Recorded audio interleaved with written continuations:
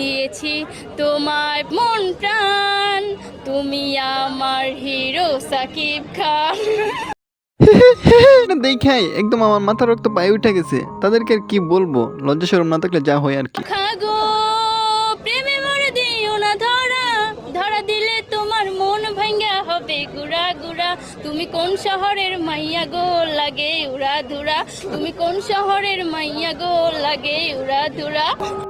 কি সুন্দর গান গাইছে, এবার আমি ওই গানটা গাইবো, দেখবো কারটা কিরকম সুন্দর লাগে, কমেন্টে বললেন। খাগো পিছন দিয়া মাছ দিও বইরা, নাইলে তোমার টুনটুনি ব্যাঙ্গা কর্ম ঘুরা ঘুরা। তুই কোন শহরের মাগিলো, তোর পিছে সাংবাদিক ঘুরতাছে উড়া ধুরা। समझ रहे हो समझ रहे हो आप समझ रहे हो ना। আসসালামু আলাইকুম গাইস, তো कैसे हो आप लोग।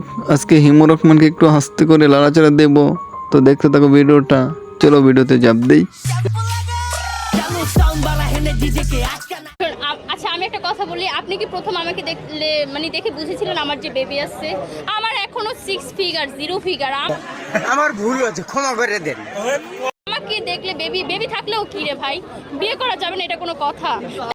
এটা কেন কথা? স্বামী সুন্দর থাকলে তো কি হইছে, ভাইরাল হইতে হবে। স্বামীকে লাত্তি মারো, সাকিব খানের হাত ধরো।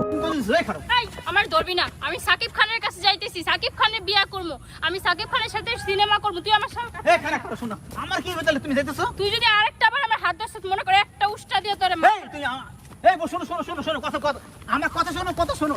সাকিব খান তোমার কি দিব বল? সাকিব খান আমার সব দিব। সাকিব খান খুব দয়ালু মানুষ, সাথে বাচ্চাও দিবে।